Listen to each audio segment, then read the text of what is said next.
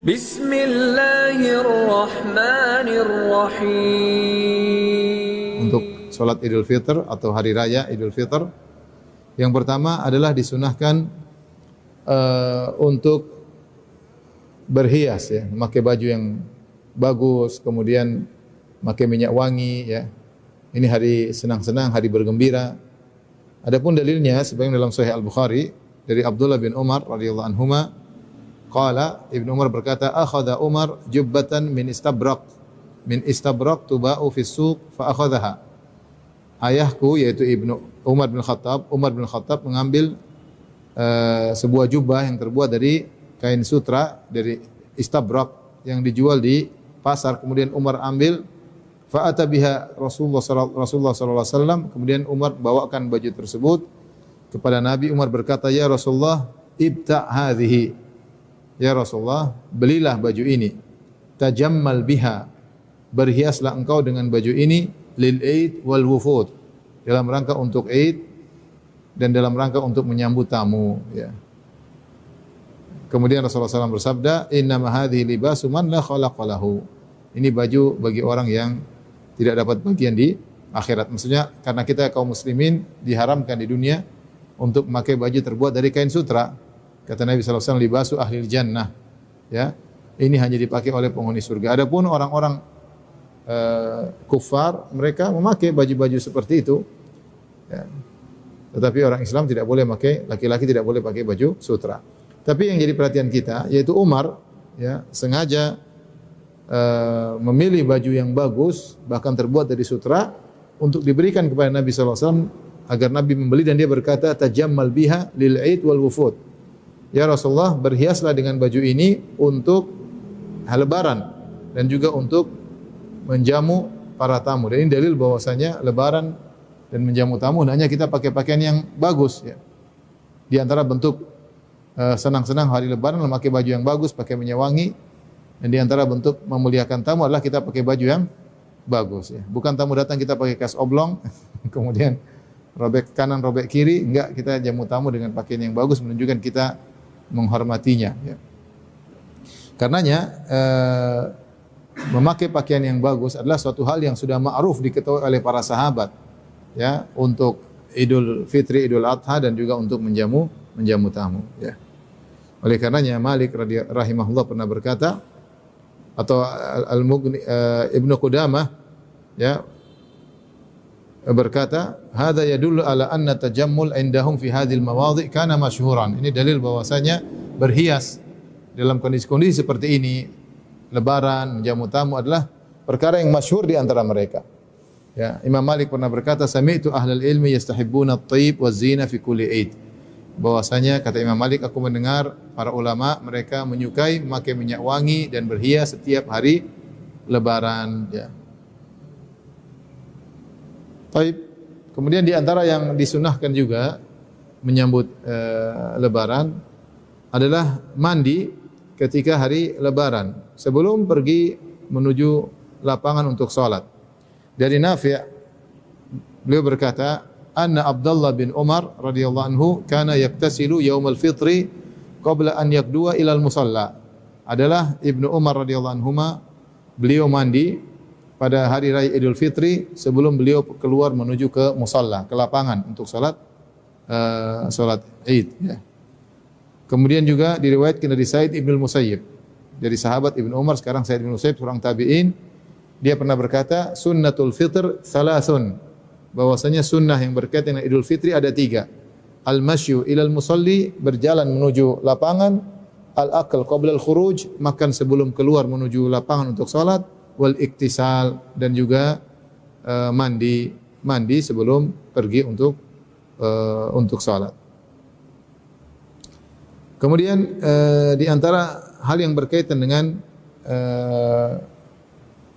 Idul Fitr, yaitu dilarang untuk berpuasa pada hari Lebaran. Ini suatu perkara yang ma'ruf. Tidak boleh kita berpuasa di hari Lebaran, baik Idul Fitri maupun Idul Adha.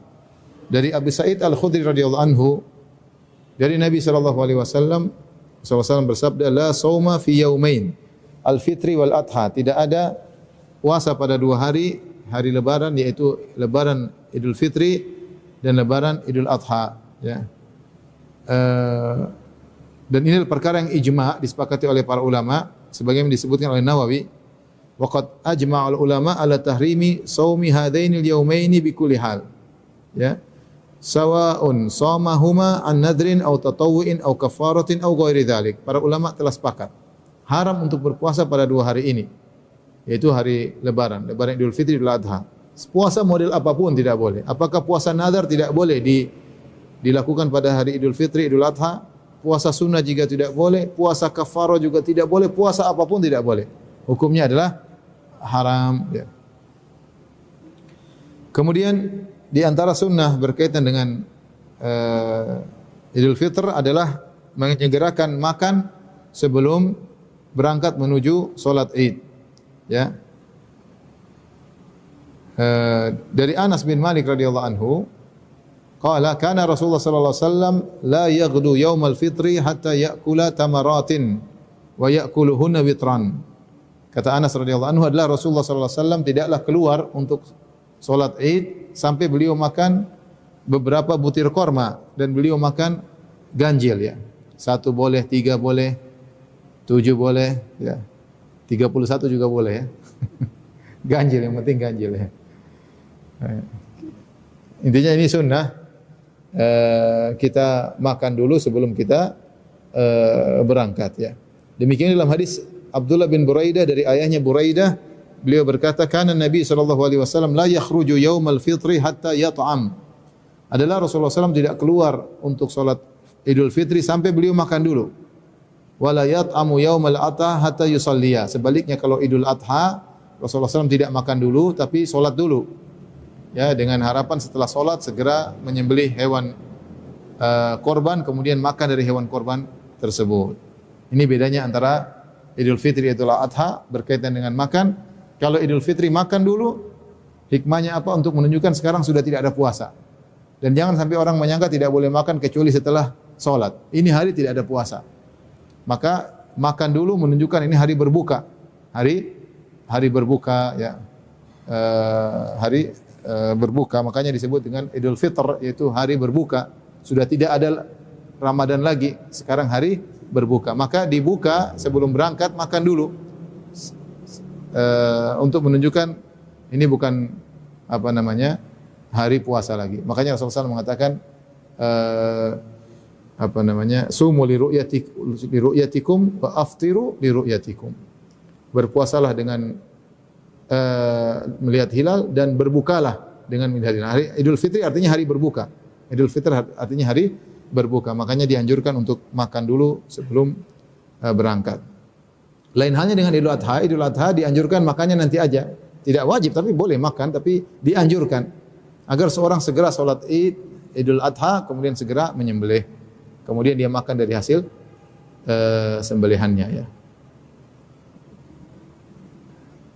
Oleh karenanya Idul Fitri dia disukai untuk solat agak diakhirkan agar orang-orang yang belum bayar zakat sempat bayar dulu. Karena waktu terakhir bayar zakat Al-Fitr adalah sebelum solat. Sebelum solat dikerjakan masih boleh bayar zakat. Orang-orang yang mungkin lupa, mungkin ada halangan, dia bisa bayar sebelum solat. Sehingga tidak mengapa ditunda sebentar. Lain halnya dengan Idul Adha disegerakan solat Id. Kenapa? Karena habis solat ada kegiatan nyembelih. Ada kegiatan nyembelih. Kalau salatnya ditunda, nyembelihnya tertunda, kapan mau makan? Makanya kelamaan kalau mau makan dari hasil sembelihan. Belum sapinya kabur sana sini, belum kambingnya, belum masaknya lama ya. Bisa-bisa makan jam 10, bisa makan jam 11 ya. Keburu lapar ya. Tidak apa-apa. Kalau sudah keburu lapar, muqaddimah dengan tahu isi juga boleh, enggak ada masalah. Tapi maksud saya, kalau Idul Fitr disunahkan kita makan terlebih dahulu. Dan Rasulullah SAW disebutkan wa ya'kulna witran. Rasulullah SAW makan korma dengan jumlah ganjil sebagai isyarat tentang keesaan Allah Subhanahu wa taala. Dan di antara nama Allah adalah witr. Innallaha witrun yuhibbul witr. Allah adalah ganjil dan suka dengan bilangan yang ganjil. Maksudnya Allah dengan ganjil ini mengingatkan kita kepada keesaan Allah, bahwasanya Allah esa, ganjil, tidak butuh dengan pasangan, dan Allah Maha Esa dalam segala hal.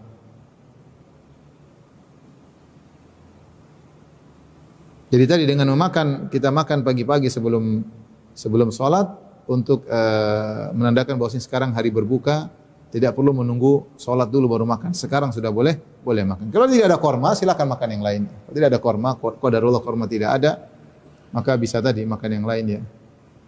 Opor kayak tahu isi kayak apa kayak, yang penting kita tunjukkan bahwasanya kita sudah berbuka. Bukan ganjil maksudnya 3 piring, enggak ya. Pokoknya makan secukupnya. Baru kemudian pergi salat Id ya. Nanti Bang Pitung salah paham, dipikir ganjil 3 piring atau 7 piring ya, enggak. Baik. Kemudian di antara sunnah mengenai Idul Fitr adalah salat Id di musalla. Di musalla lapangan terbuka bil khala. Ini sunnah selalu dikerjakan oleh Nabi sallallahu alaihi wasallam ketika Nabi di Madinah. Padahal kita tahu di salat di Masjid Nabawi pahalanya berlipat ganda, 1000 kali lipat. Tapi untuk salat Id Nabi sengaja meninggalkan Masjid Nabawi untuk berkumpul di lapangan. Di antara hikmahnya kaum muslimin bisa berkumpul diimami oleh seorang imam dan itu saatnya syiar. Begitu hebat ketika orang berkumpul di suatu lapangan dengan jumlah yang banyak menunjukkan syiarnya Islam ya. Dan saya dapati ketika saya di Papua, saya ingat saya masih di Papua dulu salat Id cuma 2 tempat ya.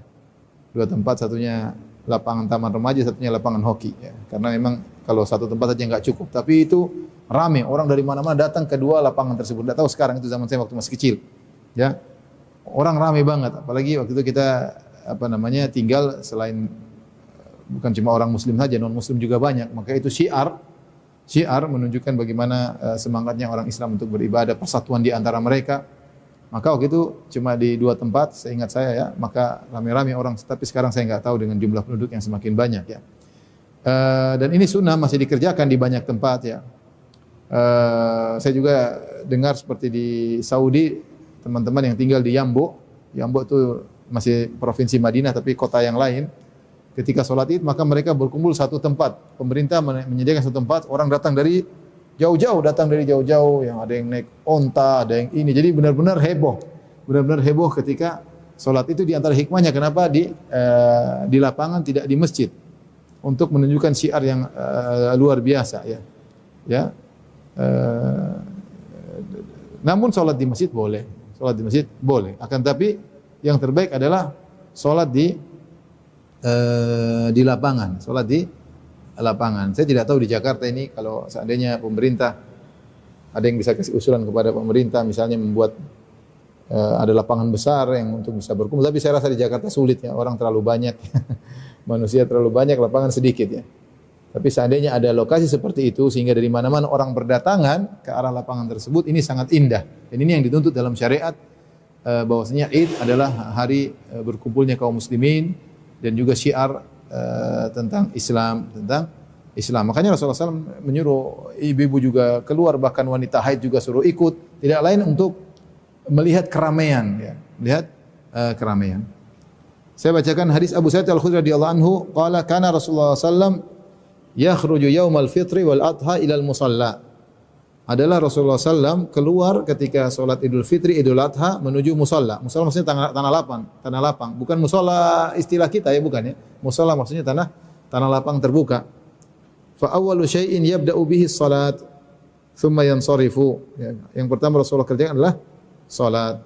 Kemudian beliau selesai salat, fa yaqumu muqabilun nas, kemudian Rasulullah SAW menghadap orang-orang, kemudian wan nasu julusun fi ala sufim, orang-orang duduk di saf-saf mereka.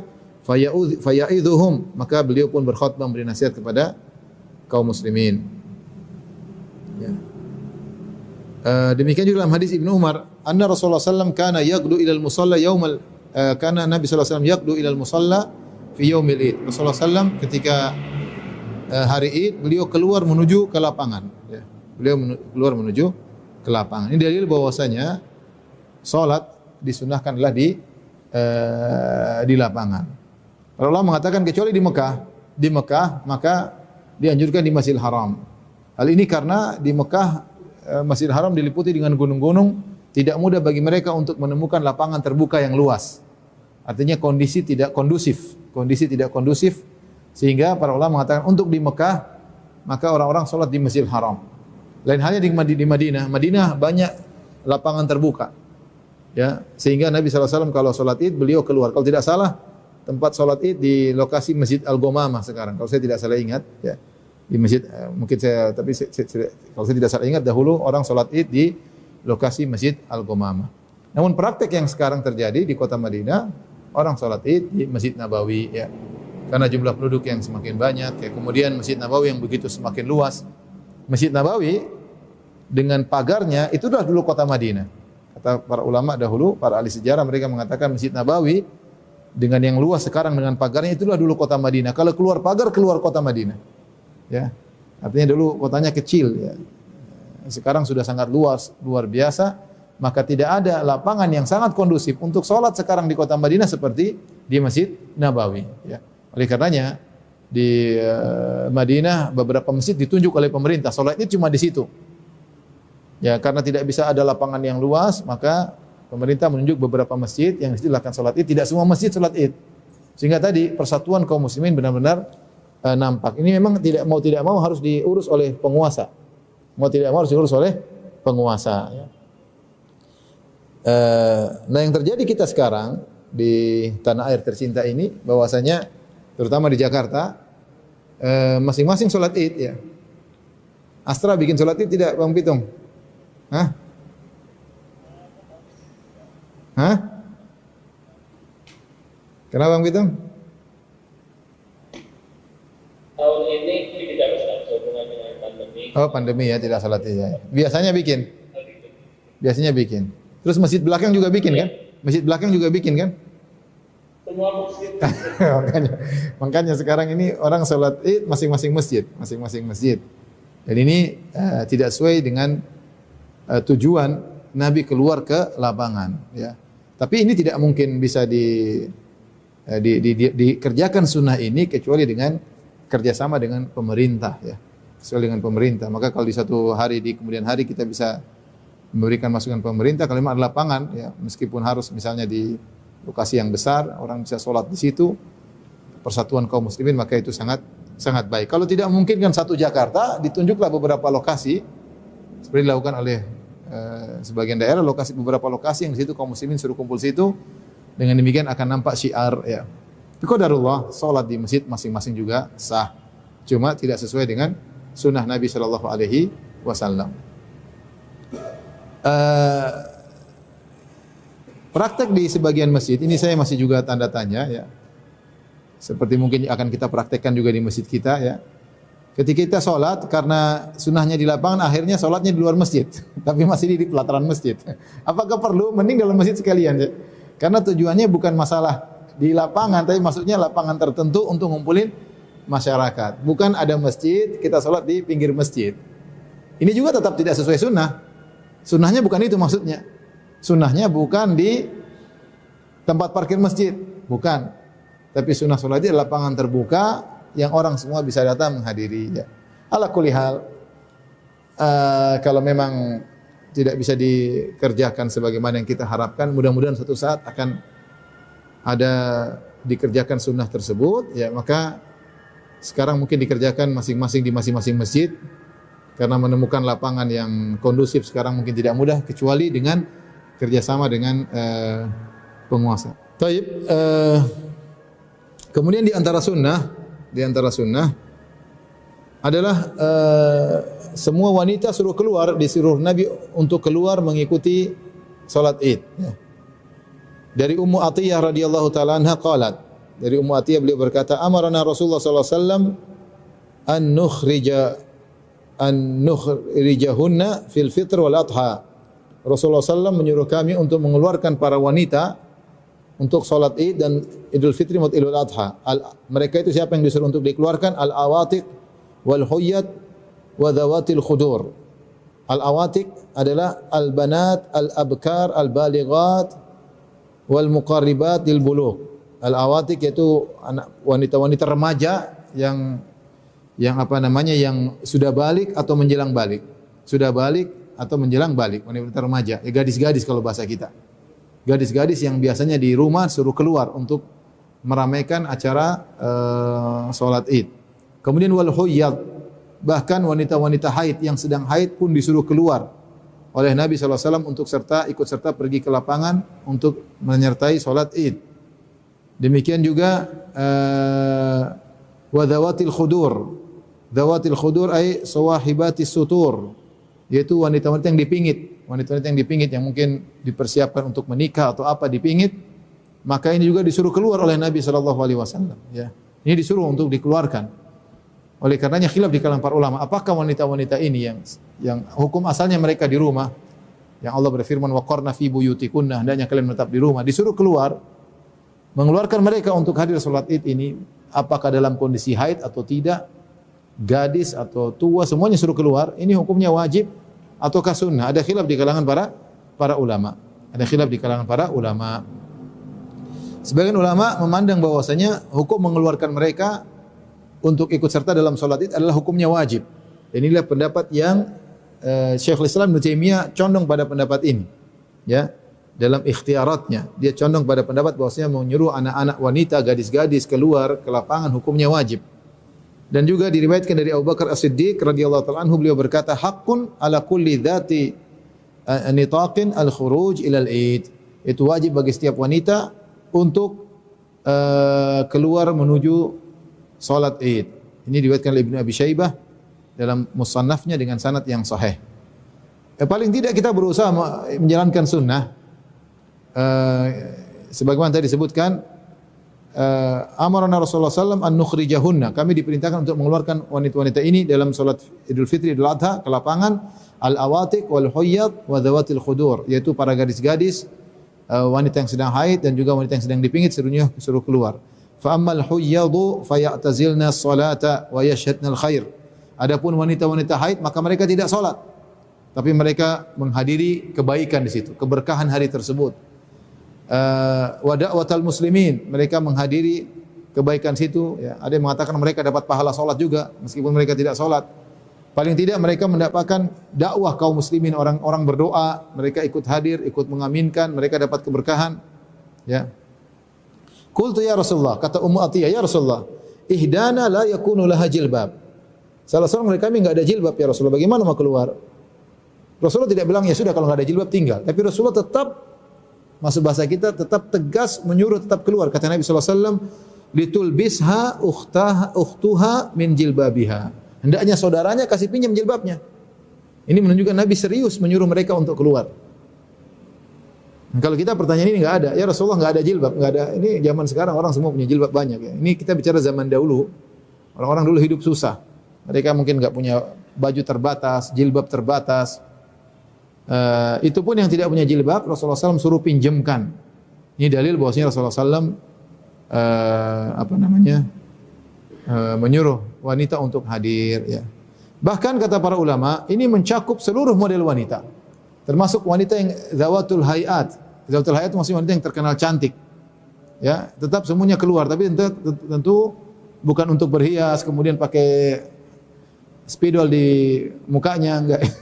Tetap aja keluar dengan biasa, bukan untuk berhias, sebenarnya macak kemudian pamer kecantikan, tidak. Keluar seperti dia salat ya. Untuk salat. Ya, wanita berhias hanya untuk suaminya, bukan untuk lelaki lain ya. Maka dianjurkan para wanita untuk keluar. Jadi jangan lupa para suami ya, jangan lupa istri bawa pergi ikut ke musholla, anak-anak semuanya, anak-anak gadis semuanya keluar. Karena ini sunnah dari Nabi sallallahu alaihi wasallam. Kemudian di antara sunnah yang hendaknya diperhatikan ketika lebaran adalah berjalan menuju musholla, berjalan menuju lokasi salat. Ya, bukan naik kendaraan. Bukan naik kendaraan. An Ibnu Umar, dari Ibnu Umar radhiyallahu ta'ala anhuma, qala kana Rasulullah sallam yakhruju ila al-Id masyian wa yarji'u masyian. Ada hadis riwayat Ibnu Majah dengan sanad yang hasan atau sahih. Adalah Rasulullah SAW kalau solat Id beliau pergi ke lokasi Id dengan berjalan kaki dan pulang juga dengan berjalan kaki. Pergi dengan berjalan kaki dan pulang juga dengan berjalan kaki. Karena memang dekat, tidak terlalu jauh. Kalau kita bilang tadi lokasinya Nabi tinggal di dekat di Masjid Nabawi, dekat Masjid Nabawi, kemudian tempat solat di Masjidil Ghamamah cuma ratusan meter, enggak sampai sekilo, ya, ratusan meter sudah sampai ke lokasi. Mungkin 200 meter, 300 meter, ya. Artinya enggak terlalu jauh ya. Wa an Ali bin Abi Thalib, demikian juga dari Ali bin Abi Thalib radhiyallahu anhu qala minas sunnah, di antara sunnah an takhruja ila al-'idi masyian, adalah kau pergi menuju lokasi salat dengan berjalan kaki. Wa an ta'kula syai'an qabla an takhruj, dan kau makan sesuatu sebelum kau keluar. Oleh karenanya para ulama mengatakan bahwasanya inilah sunnahnya. Abu Isa At-Tirmidzi berkata, wal amalu ala hadzal hadits inda aktsari ahli ilmi. Mayoritas ulama berpendapat dengan konsekuensi dari hadis ini. Yastahibbuna an yakhruja ar-rajulu ila al-'id masyian. Para ulama memandang disunnahkan, disukai seorang keluar menuju salat dengan berjalan kaki. Wa yustahabba alla yarkab, dan disunnahkan tidak naik kendaraan. Illa min udhrin, kecuali kalau ada uzur. Ada uzur, contohnya lokasi salat terlalu jauh. Enggak ada masalah naik apa? Kendaraan, atau dalam kondisi sakit tidak mengapa naik kendaraan, ya. Dan ini dipraktikkan juga oleh sahabat, kata Ibnu Umar demikian, wa kana Ibnu Umar yakhruju ila al-'id masyian wa ya'udu masyian. Ibnu Umar pergi jalan kaki, balik juga jalan kaki, ya. Kalau lokasi salat Id cuma 300 meter, 400 meter, 500 meter, sekilo, usahakan kerjakan sunnah. Ya, pergi jalan kaki meskipun apa? Sekilo. Tapi kalau sudah 5 kilo ya naik bangga apa naik kendaraan. Tapi maksud saya selama itu masih terjangkau, seorang berusaha jalan kaki, dan itu sunnah Nabi sallallahu alaihi wasallam. Kemudian di antara sunnah juga yang berkaitan dengan hari Lebaran adalah mengambil jalan yang berbeda antara pergi dan pulang. Mengambil jalan yang berbeda antara pergi dan pulang. An Jabir bin Abdullah, dari Jabir bin Abdullah radhiyallahu anhuma, qala, dia berkata, kana Nabi sallallahu alaihi wasallam idza kana yaumu 'idin khalafa at-tariq. Adalah Nabi sallallahu alaihi wasallam kalau hari Lebaran beliau merubah lokasi jalan. Hadis riwayat Al-Bukhari. Wa an Ibnu Umar anna Rasulullah sallallahu alaihi wasallam akhadha yaumal 'id fi tariqin thumma raja'a fi tariqin akhar. Kata Ibnu Umar adalah Rasulullah sallallahu alaihi wasallam kalau hari Lebaran beliau pergi dengan lewat satu jalan dan pulang lewat jalan yang lain. Hadis riwayat Abu Daud dengan sanad yang sahih. Ya. Apa hikmahnya? Pergi jalan lain, pulang jalan lain. Ya. Rasulullah tidak jelaskan apa hikmahnya. Namun para ulama berusaha mencari hikmah-hikmah di balik sikap Nabi SAW. Karena Nabi sengaja. Dan ini menunjukkan bahwasanya Rasulullah SAW selalu demikian. Karena Jabir mengatakan kanan Nabi. Dan itu salah satu isyarat akan kebiasaan Nabi. Dan kita tahu Nabi salat Id berulang-ulang di kota Madinah. Berulang-ulang Nabi salat Id, mungkin ada lebih dari 5 kali, wallahu alam bisawab. Dan selalu Rasulullah SAW pergi dari satu jalan dan pulang jalan yang lain. Berarti bukan tidak sengaja, memang Rasulullah sengaja untuk lewat jalan pergi yang berbeda dengan jalan pulang. Nah, apa hikmahnya? Ibnu Qayyim kita bacakan dalam Zadul Ma'ad, dia berkata, wa kana sallallahu alaihi wasallam yukhalifu at-tariq yaumal Id. Rasulullah SAW ketika dalam hari Id dia pergi jalan dengan jalan pulang yang berbeda. Fayadhhabu fi tariq wa yarji'u fi tariq. Pergi jalan lewat jalan yang satu, pulang lewat jalan yang lain. Faqila, apa hikmahnya? Ada yang mengatakan liyusallima ala ahli tariqain. Nabi ingin mengucapkan salam bagi dua jalan tersebut. Di sini dia ingin ketemu orang-orang, salam mereka, pulang lewat jalan lain ketemu orang yang lain lagi, sehingga Nabi ingin beri salam kepada mereka semuanya. Ini pendapat. Ada yang mengatakan hikmahnya demikian. Kemudian ada yang mengatakan waqila liyanala barakatahu al-fariqan, agar dua orang yang satu jalan ini sama-sama mendapatkan keberkahan dari Nabi sallallahu alaihi wasallam. Ya. Ada yang mengatakan liyaqdiya hajatan man lahu hajatun minhuma. Atau Nabi ingin mengecek orang-orang kalau ada yang perlu keperluan, Nabi tolong lewat sini sudah aman, Nabi pulang lewat jalan ini siapa tahu ketemu orang yang punya keperluan. Sehingga Nabi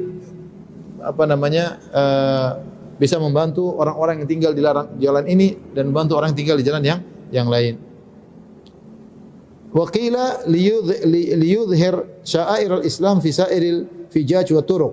Ada yang mengatakan untuk menampakkan syiar Islam di setiap jalan-jalan, sehingga Rasulullah sengaja untuk syiar rame-ramean, ya memang sengaja untuk rame-ramean.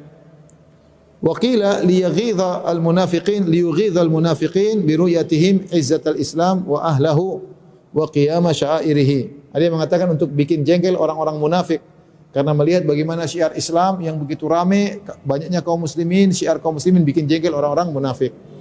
Wa qila likathrati syahadatil biqa. Dan ada yang mengatakan untuk memperbanyak persaksian bumi pada hari kiamat kelak. Fa inna dhahiba ilal masjidi wal musalla ihda khutuwataihi tarfa'u darajatan wal ukhra tahuttu khati'atan hatta yarji ila manzilihi. Ya. Jadi ada yang mengatakan karena banyak yang menyaksikan bumi yang kita lewati pergi beda dengan bumi yang kita lewati ketika kita pulang, ya. Sehingga setiap langkah kaki mengangkat derajat, menghilangkan dosa. Di bumi ini demikian, bumi yang lain juga demikian, ya. Dan di antara firman Allah Subhanahu wa taala, yauma idzin tuhadditsu akhbaraha. Pada hari kiamat kelak bumi akan mengabarkan tentang kabar-kabarnya. Di antara kabar-kabar yang akan dia kabarkan adalah tentang orang-orang yang beribadah di atasnya. Kalau semakin banyak tempat pergi lewat jalan, pulang lewat jalan lain, maka akan banyak saksi pada hari kiamat kelak. Wa qila wa huwal asah, dan dikatakan dan yang paling benar adalah innahu lidzalika kullihi. Hikmahnya adalah untuk semua yang tadi kita sebutkan. Hikmahnya kenapa Nabi merubah jalan untuk semua yang tadi hikmah-hikmah yang telah kita sebutkan, ya. Baik, di antara sunnah pada hari lebaran adalah bertakbir untuk Idul Fitr. Takbirnya dimulai dari malam lebaran, dari terbenam matahari. Allah berfirman, "Walitukabbirullaha 'ala ma hadakum wa la'allakum tashkurun." Ya. Agar kalian bertakbir, ya, setelah Ramadan selesai, kalian disuruh bertakbir, ya, atas apa hidayah yang Allah berikan kepada kalian, bersyukur diberi hidayah, bisa puasa, bisa mengisi hari-hari puasa, hari Ramadan, bisa sholat malam, bisa bersedekah, banyak hal yang disyukuri, sehingga bertakbir begitu matahari tenggelam di malam takbiran atau malam lebaran, malam Idul Fitr, maka dianjurkan untuk bertakbir. Sampai kapan? Maka ada khilaf, ada yang mengatakan sampai imam naik mimbar. Ada yang mengatakan sampai imam mulai khutbah. Ada yang sampai imam selesai salat. Ada yang mengatakan sampai imam selesai khutbah. Tapi intinya itulah waktu bertakbir di malam Idul Fitri, bertakbir Allahu Akbar, Allahu Akbar, Allahu Akbar, la ilaha illallah, Allahu Akbar, Allahu Akbar walillahil hamd, dan berulang-ulang, diperbanyak, ya, boleh di masjid-masjid, kemudian dipakai pengeras suara karena ini adalah hari lebaran, ya. Kemudian juga di pagi hari ketika keluar menuju lapangan bertakbir Allahu Akbar dan seterusnya, bertakbir sampai imam datang, menunggu imam datang duduk bertakbir Allahu Akbar, la ilaha illallah, Allahu Akbar walillahil hamd, sampai imam naik mimbar, ya. Kemudian imam salat, maka berhenti. Ada pendapat mengatakan sampai imam selesai salat, dan mengatakan sampai imam selesai khutbah. Tapi intinya disunahkan untuk bertakbir, dan ini hendaknya kita hidupkan sunnah ini, karena sebagian orang keluar dari rumah menuju lapangan diam-diam aja, ya, diam-diam saja. Jangan, kita berusaha takbir, masing-masing takbir sendiri-sendiri.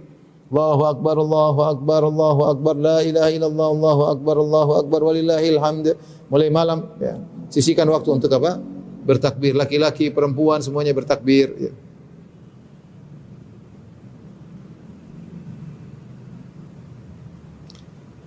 Adapun lafal takbir maka bebas, boleh Allahu Akbar, Allahu Akbar, Allahu Akbar, Allahu Akbar, boleh gitu terus.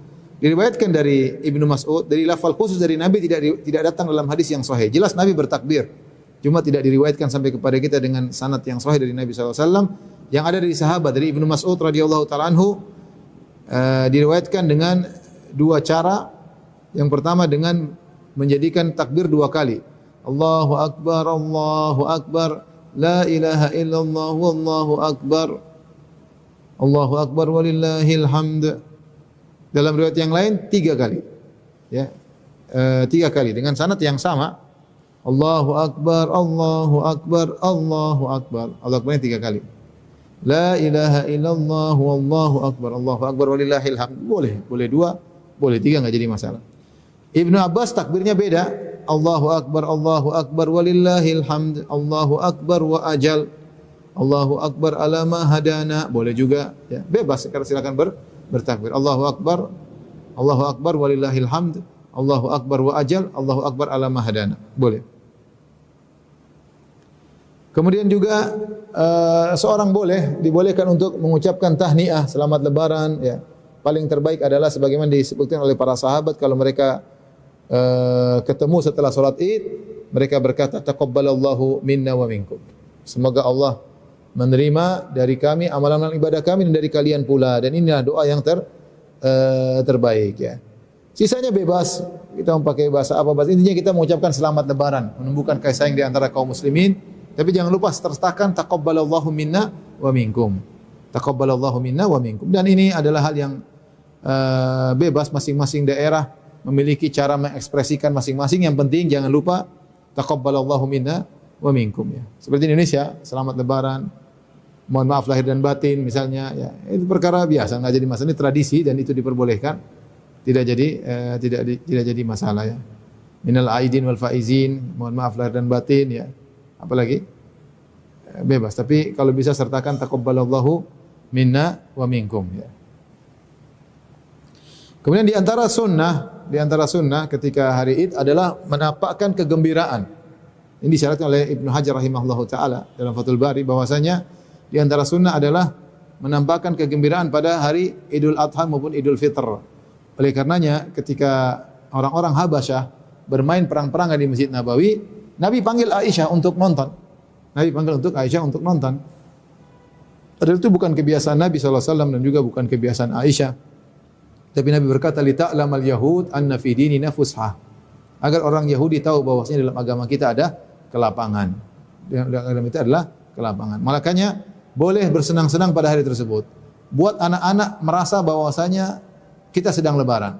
Membuat mereka senang-senang, merasa ini hari lebaran itu ibadah. Jadi di antara ibadah hari lebaran adalah bersenang-senang. Ya.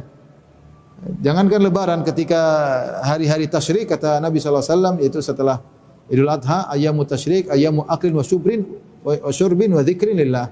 Hari tasyrik adalah hari makan dan minum dan hari-hari untuk berzikir kepada Allah. Ya. Jadi kita bikin senang-senang pada hari tersebut, tentunya tidak berbuat kemungkaran selama ada batasnya, tapi kita boleh senang-senang anak-anak. Misalnya kalau kita punya uang belikan baju baru.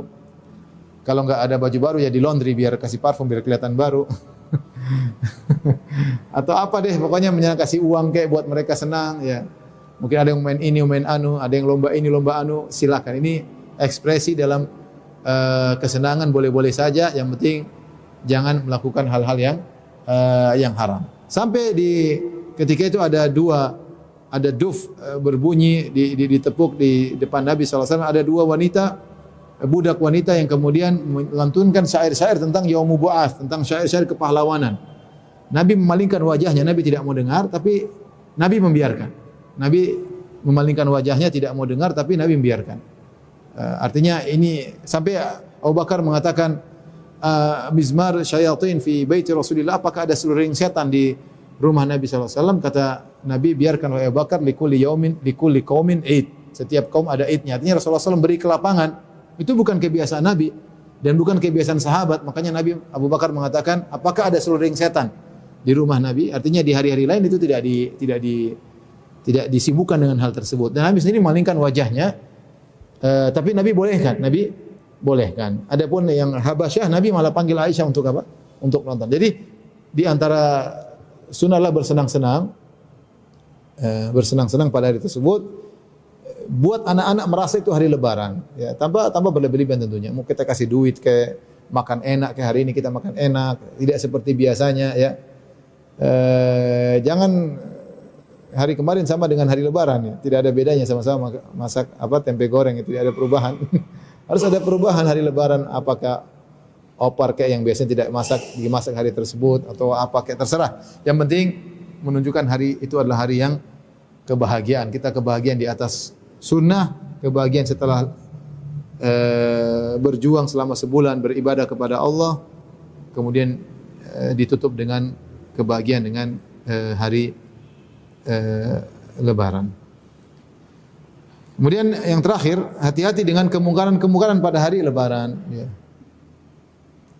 Jangan sampai tatkala hari lebaran kemudian terutama para wanita berhias, kemudian berhias dengan berlebihan, kemudian bertabarruj ya. Kita lebaran tapi tidak bertabarruj ya. Bertabarruj kemudian keluar dilihat oleh laki-laki yang bukan mahramnya ya. Bersenang-senang tapi jangan tabarruj ya. Apalagi nanti ada cipika-cipiki ya. Ini tidak dianjurkan pakai baju yang menor, tidak dianjurkan tatkala hari lebaran. Senang-senang bukan dengan cara demikian ya. Kemudian juga di antara kemungkaran berlebih-lebihan, artinya boros berlebih-lebihan sampai makanan terbuang-buang misalnya ya. Sampai intinya kulu washrabu wala tusrifu. Makan dan minum jangan berlebih-lebihan. Silakan makan, silakan minum, makan enak tapi jangan sampai boros ya. Kemudian jangan juga di hari lebaran kemudian mutar-mutar dangdutan misalnya ya. Dangdutan nanggap nyanyi dangdut ini juga tidak diperbolehkan karena musik adalah hukumnya haram dan memanggil biduan-biduan itu hukumnya haram ya, inilah kefasikan ya. Ini juga tidak diperbolehkan. Kemudian juga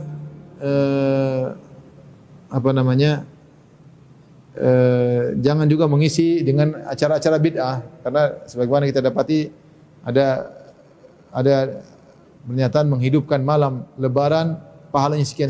Hadisnya tidak ada atau hadisnya lemah atau palsu atau tidak ada. Saya lupa tapi itu adalah perbuatan bid'ah. Kita di malam lebaran kita tetap salat malam seperti biasa ya. Seperti biasa sebelum kita puasa, kita biasa salat malam, maka setelah puasa jangan salat malam ditinggal. Tetap ada salat malam, ada salat witir. Tapi tidak ada ibadah khusus di malam lebaran. Bikin salat khusus di malam lebaran, zikir khusus sebagaimana disebut dalam sebagian buku-buku. Itu semua tidak ada contohnya. Tapi demikian saja kepada Bang Pitung dan kawan-kawan semua. Ini sedikit yang saya sampaikan. Semoga kita bisa berlebaran lebih sesuai dengan sunnah Nabi sallallahu alaihi wasallam dan semoga dosa-dosa kita diampuni oleh Allah Subhanahu wa taala.